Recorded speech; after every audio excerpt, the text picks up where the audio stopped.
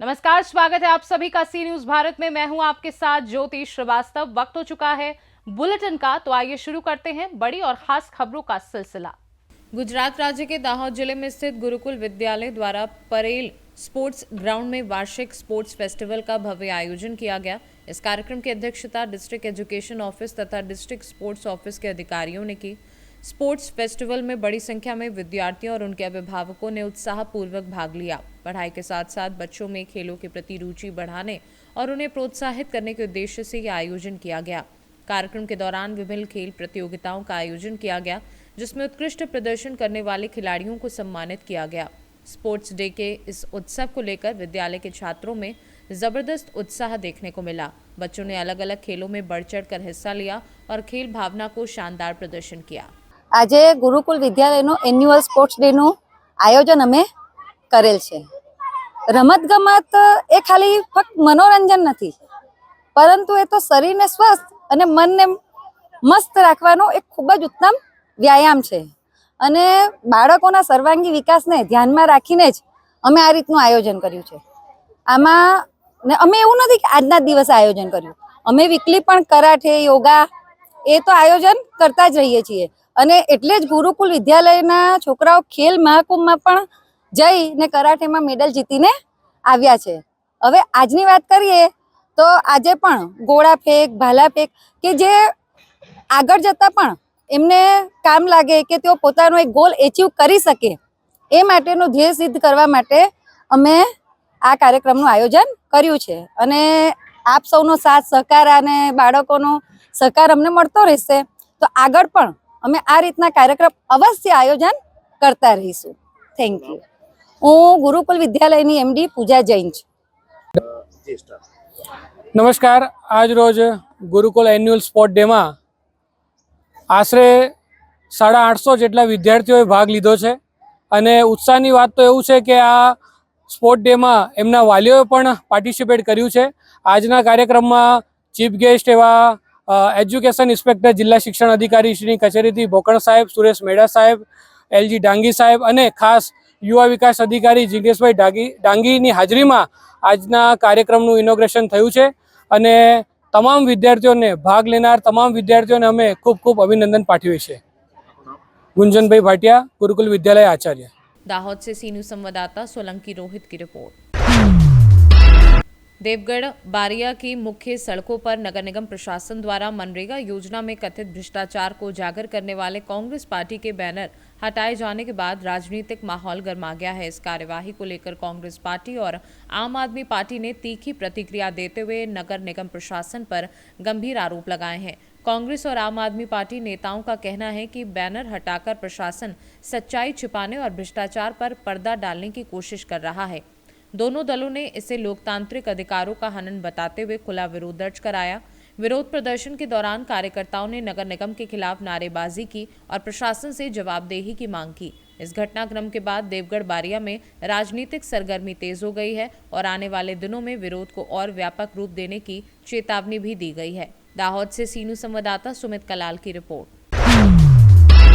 कल्याण डोंबिवली महानगर पालिका चुनाव के मद्देनजर महाराष्ट्र नवनिर्माण सेना मनसे के अध्यक्ष राज ठाकरे कल्याण डोंबिवली दौरे पर पहुंचे। इस दौरान उन्होंने इंजन चुनाव चिन्ह पर चुनाव लड़ रहे मनसे के सभी उम्मीदवारों से मुलाकात की और उनके प्रचार कार्यालयों का उद्घाटन किया। प्रभाग क्रमांक 21 से मनसे उम्मीदवार प्रहलाद महात्रे और एडवोकेट वेदांगी महात्रे के प्रचार कार्यालय का उद्घाटन राज ठाकरे के हाथों संपन्न हुआ। उद्घाटन के अवसर पर राज ठाकरे ने कार्यालय में अपने हस्ताक्षर भी किए। साथ ही उन्होंने दोनों उम्मीदवारों को 16 तारीख को कल्याण डोंबिवली में गुलाल उड़ाकर शिवतीर्थ पहुंचने का आमंत्रण दिया। इस कार्यक्रम में मनसे नेता राजू पाटिल, मनसे पदाधिकारी अरुण जांबले, हर्षद पाटिल सहित बड़ी संख्या में स्थानीय नागरिक, मनसे पदाधिकारी और कार्यकर्ता उपस्थित थे। पाहायला गेलं तर आज बऱ्याच दिवसापासून इच्छा होती की साहेबांनी यावं ऑफिसमध्ये आणि प्रचारात थोडा हातभार लावावा आणि माझी आणि पदाधिकाऱ्यांची आणि सर्व कार्यकर्त्यांची आणि प्रभागातील जे मतदार आहेत त्यांची इच्छा होती की साहेबांनी यावं आणि खऱ्या अर्थाने त्यांचं जे सर्वांचं स्वप्न होतं माझ्यासहित ते सर्व आज साकार झालं। तो एक महिन्याचा जो शीण होता प्रचाराचा तो शीण आमचा पटकन गेला आणि साहेबांच्या इथे येतात एक उत्साह इथे संचारला आमच्या अंगामध्ये. आणि आता 5 दिवसात आम्ही असा प्रचार करणार की 16 तारखेला आमचाच गुलाल असेल हे निश्चितपणे आम्ही सांगू शकतो. चर्चा नाही, अतिशय घाईत होते, कारण त्यांना अजूनही 4 शाखांचं उद्घाटन करायचं आहे प्रचाराच्या. तर त्यामुळे ते काही बोलले नाही, फक्त गुलाल 16 तारखेला गुलाल उधळून माझ्याकडे या असं बोललं. त्याने शुभ आशीर्वाद दिले. आमच्यासाठी मला तर वाटतं तेच पुरे आहे की गुलाल नक्की उधळेल आणि माझा आशीर्वाद तुमच्या बरोबर आहे आणि लागेल तितकी ताकद जी आहे ती संपूर्ण लावून टाका. विजय आपला निश्चित आहे.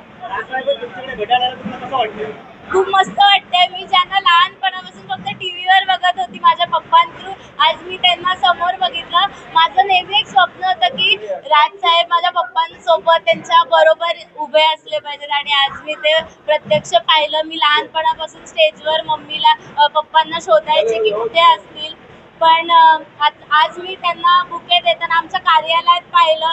देवाने माझं संपूर्ण जे आहे म्हणजे अविस्मरणीय क्षण झालाय माझ्यासाठी. राजसाहेब जसं सांगतात की महाराष्ट्र असा घडवायचा आहे की जगाला हेवा वाटेल आणि तोच संदेश जो आहे आम्ही मनसैनिक गेली 19 वर्ष माझ्या वडिलांनी त्यांच्या प्रभागात दाखवलेला आहे. मग ते रेल्वे ग्राउंडच्या माध्यमातून असू दे, शास्त्रीनगर रुग्णालयात जेव्हा त्यांनी व्हेंटिलेटर्स दिले त्या माध्यमातून असू दे, बागशा मैदानाच्या माध्यमातून असू दे, माझ्या वडिलांनी तेच जे कानमंत्र आहे ते संपूर्ण प्रभागाला दाखवून दिलेलं आहे की महाराष्ट्र नवनिर्माण सेनेचे अध्यक्ष जे सांगतायत ते त्यांनी त्यांच्या परिसरापासून सुरू केलेलं आहे. मग विचार करा, जेव्हा महाराष्ट्र मनसैनिकाच्या हातात येईल तेव्हा का नाही ते शब्द खरवणार. महाराष्ट्र नक्की जगाला हेवा वाटेल असाच होईल. डोंबिवली से सी न्यूज संवाददाता दीपक मोरे की रिपोर्ट। भारतीय जनता पार्टी द्वारा गुजरात के सूरत शहर के सभी वार्ड कार्यकर्ताओं को विशेष ट्रेन के माध्यम से बड़ी संख्या में सोमनाथ महादेव ज्योतिर्लिंग के दर्शन कराए गए। इस धार्मिक यात्रा के माध्यम से कार्यकर्ताओं ने भगवान सोमनाथ के दर्शन कर पुण्य लाभ प्राप्त किया। उल्लेखनीय है कि प्रधानमंत्री नरेंद्र मोदी का आगमन 11 जनवरी को सोमनाथ में होने वाला है। इसी को लेकर पूरे क्षेत्र में बड़े स्तर पर तैयारियां की जा रही हैं। सोमनाथ रोड को सजाया जा रहा है, जगह जगह बड़े बड़े होर्डिंग लगाए जा रहे हैं और सुरक्षा व्यवस्था भी कड़ी कर दी गई है। इसके अलावा बड़ी संख्या में श्रद्धालुओं ने दर्शन के बाद सोमनाथ समुद्र तट पर स्नान का भी आनंद लिया। धार्मिक आस्था और उत्साह से भरे इस आयोजन में कार्यकर्ताओं और श्रद्धालुओं में खासा उत्साह देखने को मिला। सौराष्ट्र सोमनाथ से सी न्यूज संवाददाता राजपुरोहित कांतिलाल की रिपोर्ट। उत्तर प्रदेश के मुरादाबाद में आवारा कुत्तों का आतंक थमने का नाम नहीं ले रहा है। ताज़ा मामला सदर कोतवाली क्षेत्र के गंज बाजार का है, जहां राह चलती एक मासूम बच्ची पर अचानक आवारा कुत्ते ने हमला कर दिया। कुत्ते के काटने से बच्ची गंभीर रूप से जख्मी हो गई। घटना वहां लगे सीसीटीवी कैमरे में कैद हो गई, जिसका लाइव वीडियो अब सोशल मीडिया पर तेजी से वायरल हो रहा है। वीडियो में साफ देखा जा सकता है कि बच्ची सड़क से गुजर रही थी, तभी कुत्ते ने उस पर झपट्टा मार दिया। हमले के बाद परिजन और स्थानीय लोग मौके पर पहुंचे और घायल बच्ची को इलाज के लिए अस्पताल में भर्ती कराया, जहां उसका उपचार जारी है। स्थानीय लोगों का कहना है कि नगर निगम द्वारा आवारा कुत्तों को पकड़ने का अभियान लगातार चलाया जा रहा है, लेकिन इसके बावजूद भी महानगर में कुत्तों का आतंक बना हुआ है। वहीं इस मामले में सदर कोतवाली पुलिस का कहना है कि घटना की जानकारी है और वायरल वीडियो के आधार पर जांच की जा रही है। नगर आयुक्त देवराज पटेल ने जानकारी दी कि नगर निगम द्वारा रॉयल्स पता पैथौस पत्तों की नसबंदी कराई जा रही है और इस स्थिति को काबू में रखने का प्रयास नगर निगम लगातार कर रही है। वीडियो वायरल हो रहा है जिसमें कुत्ते के द्वारा काटा जा रहा है एक बच्चे को। क्या किस तरह से देखते हैं, मुरादाबाद में लगातार कुत्तों का भी आतंक बढ़ने की बात सामने आई? देखिए, माननीय उच्चतम न्यायालय के जो दिशा निर्देश मिले थे और शासन के जो दिशा निर्देश हैं उस पर मुरादाबाद नगर निगम ने लगातार प्रभावी कार्रवाइयां की हैं। एबीसी सेंटर हमारा जो है वो लगातार कार्य कर रहा है और उसकी जो उच्च क्षमता है 50 नसबंदी की, उस पर हम लगातार फुल कैपेसिटी से नसबंदियां भी करा रहे हैं। जो भी हमारे शासकीय दिशा निर्देश हैं उसका पालन किया जा रहा है। गत दिनों में ये भी देखने में आया है कि जो इस तरीके के काटने की या आवारा कुत्तों की समस्या थी उसमें काफ़ी गिरावट आई है। ये जो घटना जिसका आपने जिक्र किया, जो एक क्लिप ये वायरल हो रही है, इसका भी संज्ञान लिया गया है और अभी हमारे नगर स्वास्थ्य अधिकारी को भी वहाँ पर भेजा गया है। उस मोहल्ले में ये देखा जा रहा है कि अगर वहाँ पे कोई ऐसी समस्या है या कोई इस तरीके से लावारिस जानवर घूम रहा है तो उसे तत्काल हम नसबंदी भी कराएंगे और उसे जो भी प्रभावी उपाय होंगे वो हम करेंगे। मुरादाबाद से कैमरा पर्सन नवील अहमद के साथ जाबिर हुसैन की रिपोर्ट। मध्य प्रदेश वन विभाग एवं मध्य प्रदेश इको पर्यटन विकास बोर्ड के सौजन्य से वन परिक्षेत्र रैपुरा अंतर्गत चमरैया के जंगल में अनुभूति नेचर कैंप का सफल आयोजन किया गया। कार्यक्रम की अध्यक्षता दक्षिण पन्ना वन मंडल अधिकारी अनुपम शर्मा द्वारा की गई। इस अवसर पर उप वन संरक्षक अंकुर गुप्ता, रैपुरा रेंजर सहित वन विभाग का अमला उपस्थित रहा। कैंप में शासकीय उच्चतर माध्यमिक विद्यालय रैपुरा, शासकीय उच्चतर माध्यमिक कन्या विद्यालय रैपुरा एवं शासकीय उच्च माध्यमिक शाला अधराड़ के कुल 120 विद्यार्थियों ने सहभागिता की। विद्यार्थियों को वन, वन्यजीव एवं पर्यावरण संरक्षण के प्रति जागरूक एवं संवेदनशील बनाने हेतु विभिन्न गतिविधियां आयोजित की गईं। इस पहल के अंतर्गत प्रथम अतिथि के रूप में पन्ना जिले से MPPSC 2023 में DSP पद पर चयनित प्रियांशु पांडे को आमंत्रित किया गया।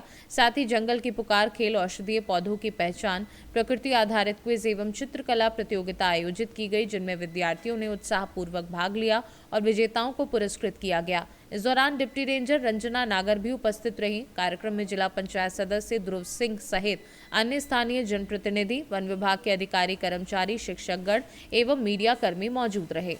मेरा नाम प्रियांशु पांडे है। मैं मध्य प्रदेश के पन्ना जिले की पवई तहसील के एक छोटे से गांव भित्री मुटमोरी का निवासी हूं। आज दक्षिण वनमंडल पन्ना के जो अनुभूति कैंप्स था उसमें मुझे आमंत्रित किया गया था। पन्ना के असली हीरे की एक जो पहल चलाई गई थी आदरणीय DFO सर के द्वारा, उसके अंतर्गत मुझे बुलाया गया था।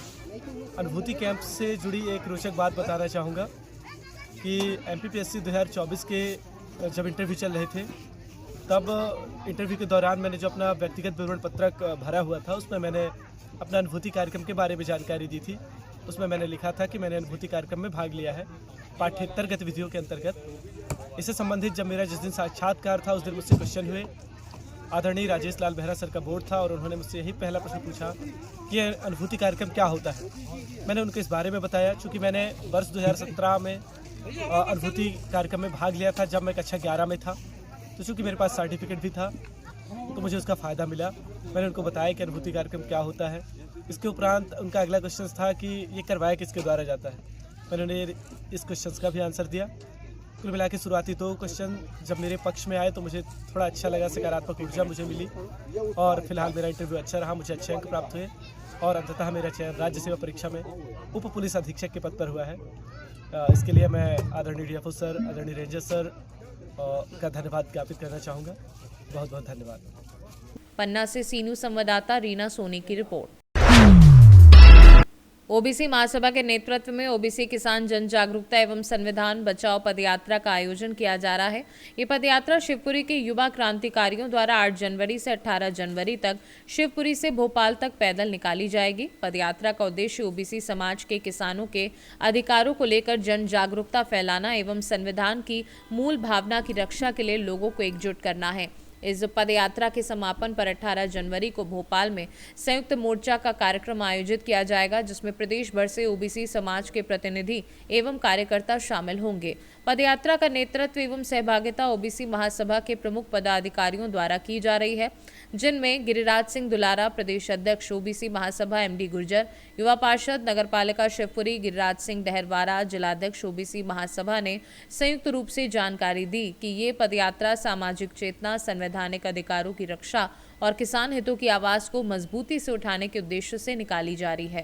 निकाली जा रही है। किसके नेतृत्व में यात्रा निकाली जा रही है? देखिए, ओबीसी महासभा और हमारे जितने भी पिछड़े वर्ग के क्रांतिकारी साथी हैं उनके नेतृत्व में यात्रा निकाली जा रही है और ये यात्रा का उद्देश्य है जो किसानों को जो अन्याय किया जा रहा है सरकार के द्वारा, उसको लेकर यात्रा निकाली जा रही है। और हमारे पिछड़े वर्ग के ऊपर लगातार जो सरकार अन्य अत्याचार कर रही है उसको लेकर यात्रा निकाली जा रही है। 13% ढोल की वजह से हमारे हजारों छात्रों का भविष्य खतरे में है। रोस्टर प्रणाली लगाकर हमारे हायर एजुकेशन में रिजर्वेशन खत्म करने का काम सरकार के द्वारा किया जा रहा है।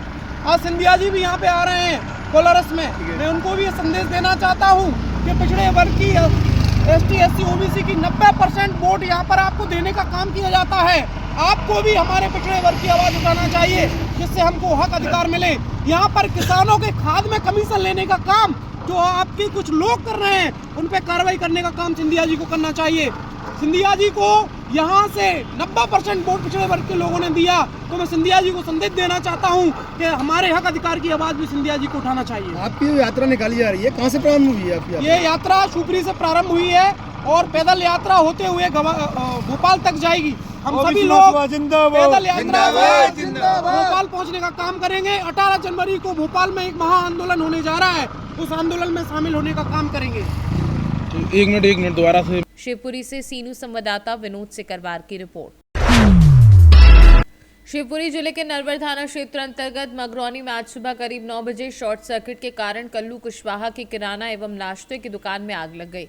घटना के बाद स्थानीय लोगों ने मगरौनी फायर ब्रिगेड को कॉल किया, लेकिन वहां से कोई मदद नहीं पहुंची। इसके बाद नरवर से फायर ब्रिगेड को बुलाया गया, जो करीब 2 घंटे बाद मौके पर पहुंची। फायर ब्रिगेड के देर से पहुंचने से नाराज स्थानीय लोगों ने चक्का जाम कर दिया।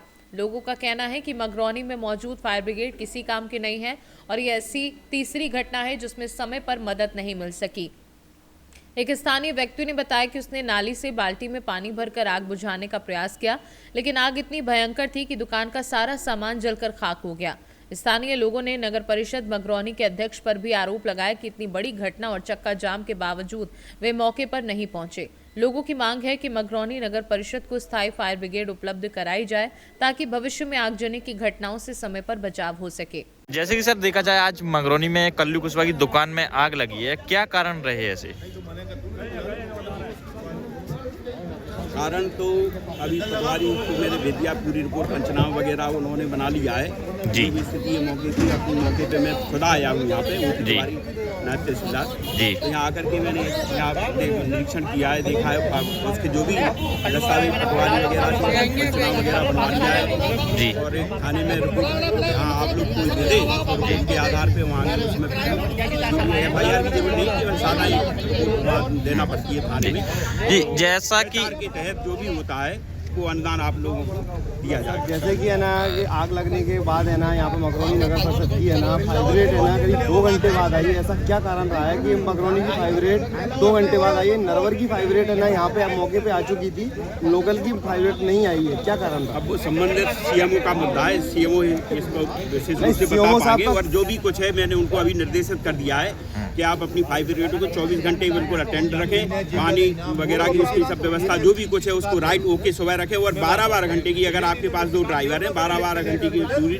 निश्चित करें और थाने पे वहाँ पे रखवा जाए सभी ड्राइवरों के, उनको नंबर दिए। जनता का कहना है कि यहाँ फायर ब्रिगेड सिर्फ दिखाने के लिए रखी गई है, यहाँ की खराब रखी रहती है और टैंक भी टूटा हुआ है, डीजल भी नहीं रहता गाड़ी में। सर इसमें आगे ऐसे क्या कार्रवाई करेंगे आप? मेरी नॉलेज में आज ये आया है, भविष्य में इस प्रकार की मैं आश्वासन देता हूँ, जितना भी हमारा ओर से सहयोग हो मैं आप लोगों के लिए तत्पर हूँ। और आज से आपको ये शिकायत नहीं मिलेगी, गाड़ी मैंने CM को बता दिया है, कंप्लीट होकर स्थिति में आपको मिलेगी। ठीक है, ठीक। जैसे कि सर अभी देखा जाए तो लोगों ने यहाँ पर बाजार जाम किया है, रोड जाम किया है, क्या कारण है पूरा?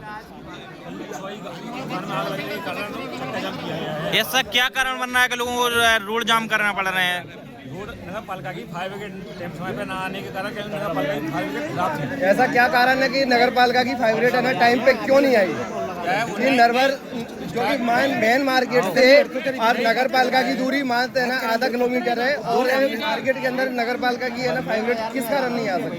क्या है, फायर ब्रिगेड स्टार्ट करके देखी तो फायर ब्रिगेड कुछ कारणों से वो स्टार्ट नहीं हो रही थी। नहीं देखिए सर, ऐसा क्या गाड़ी क्या पहले से खराब रखी हुई है क्या? पहले से नहीं थी, तो फिर क्या कारण है कि चालू नहीं हुई है? की वजह से दिक्कत आ रही थी। नहीं सर, देख जैसे कि नहीं तो आपको उसकी है ना पहले गाड़ी को देखना चाहिए ना कि गाड़ी ऐसी कई घटना होती है तो उसमें गाड़ी को आपको रेडी रखना चाहिए ना। आप तो नगर पालिका के मुख्य मुखिया हो, उसके बाद आपको गाड़ी को रेडी रखना चाहिए, क्योंकि मार्केट के अंदर कभी भी ऐसा हादसा हो जाए कि गाड़ी चालू नहीं हो तो लोगों को कितना नुकसान होगा। नहीं उसके लिए हम करेंगे प्रस्ताव।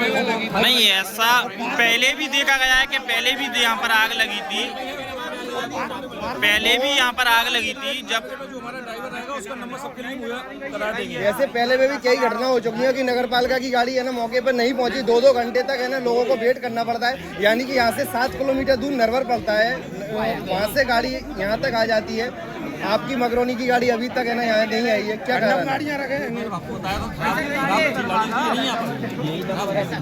नहीं पहले भी जैसे कि पहले भी आग लगी थी यहाँ पे, जब भी गाड़ी आपकी नहीं आ पाई है। नहीं पहले अभी 8 से 10 दिन पहले आग लगी थी यहाँ पे, जब भी गाड़ी नहीं आ पाई है। जब भी क्या खराब रखी थी, जब से आपने सही क्यों नहीं करवा पाई, यह क्या कारण हो रहा है? गाड़ी नहीं आई तीसरी घटना है जी मंगरौली। पहली गाड़ी आई थी वो खाली रखी थी। क्या हर बार क्या हर बार इसी तरह लोगों को रोड जाम करना पड़ेंगे? केवल इसी तरह ही घटना, लोग लुटते रहेंगे, जलते रहेंगे? क्या पूरी बस्ती जल जाएगी? जब गाड़ी है उसको मॉडिफाई करा के लाए। वो गाड़ी नगर बंदों की तुम गाड़ी है ना, वो गाड़ी पुरानी। जैसे कि देखा जाए तो लोग काफी परेशान हो रहे हैं। अगर इसी प्रकार चलता रहेगा तो कैसे लोग बाग यहाँ के बच पाएंगे? वो गाड़ी पुरानी है, वो गाड़ी मॉडिफाई करा के लाए। शिवपुरी से सीनू संवाददाता विनोद सेकरवार के साथ कृपाल सिंह सोलंकी की रिपोर्ट। बांग्लादेश में हिंदुओं पर हो रहे अत्याचार के खिलाफ देश भर में विरोध प्रदर्शन हो रहे हैं। आज उज्जैन में भी श्री बजरंग सेना के कार्यकर्ता सड़क पर उतरे। इस दौरान टावर चौक पर नारेबाजी करते हुए बांग्लादेश के प्रधानमंत्री यूनुस के पुतले की जूते चप्पलों से पिटाई की और बाद में पुतला जलाया। नाराज कार्यकर्ताओं ने प्रधानमंत्री नरेंद्र मोदी से हस्तक्षेप की मांग करते हुए बांग्लादेश के खिलाफ ऑपरेशन सिंदूर की तरह कार्यवाही किए जाने की मांग की। श्री बजरंग सेना द्वारा प्रदेश महामंत्री मोहित विश्वकर्मा ने आज उज्जैन में टावर चौक पे बांग्लादेश के खिलाफ प्रधानमंत्री का पुतला दहन किया है और हमारे हिंदू भाइयों को जितनी भी जगह अत्याचार हो रहा है उन्हें जिंदा जलाया जा रहा है। हमारी बहन बेटों के साथ में जो गलत हो रहा है, उनके साथ में लव जिहाद हो रहा है, हमारी गौ माता के साथ में जो अत्याचार हो रहा है, उसके सभी के खिलाफ हमने आज ये इतना बड़ा आयोजन करके और प्रशासन को इसका नोटिस दिया है कि अगर हमारे हिंदू भाइयों के साथ में अगर कुछ अच्छा नहीं होता है तो हम और प्रचंड रूप से आगे आकर और बड़ा आंदोलन करेंगे। श्री बजरंग सेना द्वारा। क्या नाम है आपका? नाम मोहित विश्वकर्मा, श्री बजरंग सेना प्रदेश महामंत्री। उज्जैन से सीनू संवाददाता सुरेश जाटवा की रिपोर्ट। उज्जैन में ठगों ने खुद को सीबीआई अधिकारी बताकर सेना के retired lieutenant colonel Gangaram Verma और उनकी पत्नी को 24 घंटे डर के माहौल में रखा। मनी लॉन्ड्रिंग के मामले में नाम आने और गिरफ्तारी का डर दिखाकर 3 लाख रुपए की मांग की गई। डर के कारण वर्मा बुधवार को नई सड़क स्थित एसबीआई में आरटीजीएस के लिए पहुंचे। बैंककर्मी की सतर्कता पर पुलिस को सूचना दी गई। सीएसपी राहुल देशमुख और दीपिका शिंदे ने मौके पर पहुंचकर मोबाइल की जांच की और ट्रांजैक्शन रुकवाया। एसपी प्रदीप शर्मा ने मामले का खुलासा करते हुए ठगों को पकड़ने का आश्वासन दिया है। फोन आया यहाँ से, मैं ट्राई ऑफिस से बोल रहा हूँ कि आपका ये नंबर ब्लॉक हो रहा है, 2 घंटे में ब्लॉक कर देंगे। दूसरा नंबर है आपके नाम पर। मैं क्या ये तो नंबर है ही नहीं है। बोलता नहीं इसको ब्लॉक करेंगे तो आप नहीं तो बात करो अपने Bombay police station, Bombay police. तो उसने कनेक्ट कर दिया और वहाँ लगाया। और वो बोलते हैं कि आप इसमें इन्वॉल्व हो गए, आपका अपना केनरा बैंक में अकाउंट है, जबकि मेरा केनरा बैंक में कोई अकाउंट नहीं है। अकाउंट है और उसमें ये आदमी, एक आदमी का नाम दिया तो ये आदमी है 147 आदमी, 147 ठीक है 247 आदमी उसके साथ फ्रॉड किया है और आपके अकाउंट में 2-2.5 करोड़ रुपए जमा है। मैं क्या मेरा अकाउंट ही नहीं है। बोलता नहीं, आप कैसे बोलते, हम फूक देंगे। तो डराया धमकाया, तो आपको अरेस्ट कर लेंगे सीधा और 2 मिनट में अरेस्ट कर लेंगे, ठीक है ना। आप अपना डिटेल दो। और रात भर हम सो नहीं पाए, दोनों मियाँ बीवी है, बूढ़े आदमी, बूढ़े बुढ़िया है, रात भर नहीं सो पाए। डिमांड नहीं, आज तो 3 लाख बोल रहा, 3 लाख भेजो। लेकोड़ा नहीं, एक के राजेंद्र करके वो सीबीआई अफसर बोला अपना, मैं सीबीआई अफसर। आपका नाम बताइए। Lieutenant colonel Gangaram Verma, retired. आज हमारे बैंक के साथी और हमारे दोनों एसडीओपीज की तत्पर कार्रवाई की वजह से एक बड़े डिजिटल फ्रॉड और एक फाइनेंशियल फ्रॉड की घटना टल सकी। हमारे लेकोड़ा के निवासी दादा हैं जो आर्मी से रिटायर्ड हैं, इनको कुछ फर्जी डॉक्यूमेंट्स भेजे गए जिसमें इनको अरेस्ट का भय बता के करीब 3 लाख रुपए की पहले डिमांड की गई। जब ये बैंक पहुंचे तो वहाँ सीनियर एसोसिएट हैं श्री प्रियांक जी, उनको लगा कि ये थोड़े से डिस्टर्ब हैं, बार बार फ़ोन पे बात कर रहे हैं और जल्दबाजी कर रहे हैं। उन्होंने अपनी रिश्तेदार हमारी पुलिस अधिकारी एसडीओपी हाचरौद आकांक्षा को इसके संबंध में सूचना दी। आकांक्षा ने तत्काल इसको हमारे व्हाट्सएप ग्रुप पर शेयर किया और सीएसपी माधवनगर और सीएसपी कोतवाली बिना जुरिस्डिक्शन की चिंता किए हुए बैंक में इनके पास, दादा के पास पहुंचे और उनको 1 घंटे कन्विंस करने के बाद हमारे ब्रांच मैनेजर और सीनियर एसोसिएट और हमारे दोनों CSPs उनको काफ़ी देर काउंसलिंग करने के बाद इस बात को रियलाइज़ कराया कि पूरी तरह फ्रॉड है और उनके साथ किसी प्रकार का कोई अरेस्ट नहीं किया जाएगा, जिसकी वजह से वो पूरा ट्रांजैक्शन रोका जा सका। 1 भी रुपये का ट्रांजैक्शन नहीं हुआ है। उनके मोबाइल में हमने सभी नंबर्स और जो सारे डिटेल्स हैं वो हमने फिगर आउट कर लिए। हम शीघ्र ही इसमें इन्वेस्टिगेशन करेंगे और मामले का पटाक्षेप करेंगे। मनी लॉन्ड्रिंग और फ्रॉड केस में फंसाने की धमकी नकली मुंबई पुलिस बनकर दी जा रही थी। उन्हें बताया जा रहा था कि अगर आपने पैसे ट्रांसफ़र नहीं किए तो आपको अरेस्ट कर लिया जाएगा और आपका जो है पूरा नाम और शोहरत जो आपने इतने समय आपने जो बनाई है आर्मी की नौकरी करके, वो सारी 1 मिनट में धूमिल हो जाएगी। अपनी प्रतिष्ठा को बचाने के लिए ये वृद्ध व्यक्ति जो 83 ईयर्स के थे, उन्होंने सोचा कि मुझे पैसा ट्रांसफ़र कर देना चाहिए, इसलिए वो इतने घबराए हुए थे। उज्जैन से सी न्यूज़ संवाददाता सुरेश जाटपा की रिपोर्ट। फिलहाल के लिए इस बुलेटिन में बस इतना ही। देश दुनिया की बाकी खबरों को जानने के लिए आप देखते रहिए सी न्यूज़ भारत।